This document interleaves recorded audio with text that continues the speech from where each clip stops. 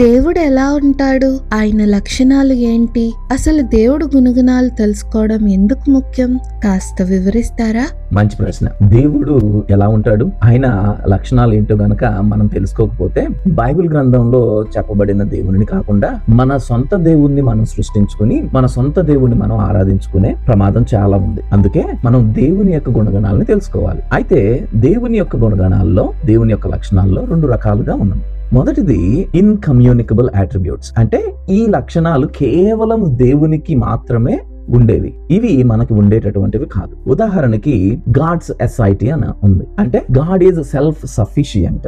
దేవుడు స్వయం సంపూర్ణుడు, అంటే దేవునికి ఏది అవసరం లేదు, ఆయన ఉన్నవాడు అంతే. ఆయన తనకై తాను ఉన్నటువంటి వాడు. అలాగే ఆయన నిత్యుడు, ఆయన ఎల్లప్పుడూ ఉన్నటువంటి వాడు. అలాగే ఆయన సర్వశక్తిమంతుడు, సర్వము వ్యాపించి ఉన్నటువంటి వాడు. అంత మాత్రమే కాకుండా ఆయన ఎప్పటికీ మారని వాడు. ఇలా ఇన్కమ్యూనికబుల్ అట్రిబ్యూట్స్ దేవునికి ఉన్నాయి, అంటే దేవునికి మాత్రమే ప్రత్యేకంగా ఉండేటటువంటి లక్షణాలు అన్నమాట. అలాగే దేవుడు మనల్ని ఆయన పోలికలో సృష్టించినప్పుడు ఆయన తనకి ఉన్నటువంటి కొన్ని లక్షణాలని మనకు కూడా ఉండాలని ఆయన ఆశించి ఆ లక్షణాలని మనకి ఇచ్చారన్నమాట. వాటిని మనం కమ్యూనికబుల్ అట్రిబ్యూట్స్ అంటాం. అంటే ఇవి దేవునికి ఉన్నటువంటివి, దేవుడు మానవులకి పంచినటువంటివి. ఉదాహరణ, దేవుడు పరిశుద్ధుడు, అలాగే ప్రేమ కలిగిన వాడు, జ్ఞానవంతుడు, మంచివాడు, అలాగే దేవుడు న్యాయవంతుడు, దీర్ఘశాంతం కలిగినటువంటి వాడు. అయితే మీకు ప్రశ్న రావచ్చు, అసలు ఈ లక్షణాల గురించి తెలుసుకోవటం వల్ల మనకేంటి అని. మనం ఈ లక్షణాలను తెలుసుకోవడం చాలా ప్రాముఖ్యం. ఎందుకంటే దేవుడు ఎవరు అని తెలిసినప్పుడు మాత్రమే,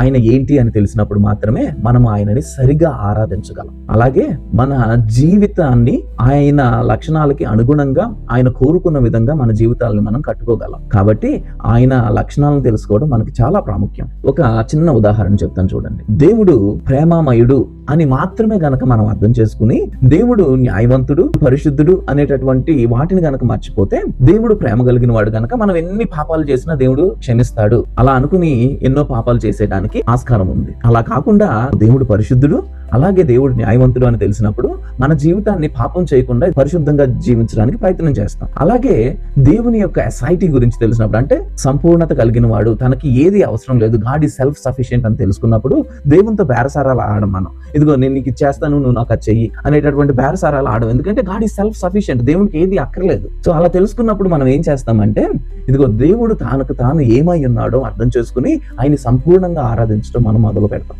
దేవుడు ఎవరు అనేది గనక, ఆయన లక్షణాలు ఏంటి అనేది గనక మనకి పూర్తిగా సరిగా అర్థం కాకపోతే మీ భక్తి కేవలం ఒక ఆచారం లాగా మిగిలిపోతుంది. మరి దేవుడిని మీరు సరిగా తెలుసుకుని ఆరాధించగలుగుతూ ఉన్నారా? దేవుని గురించి తెలుసుకుందాం, ఆయన వాక్యాన్ని చదువుదాం. దేవుడు మిమ్మల్ని దీవించును గాక.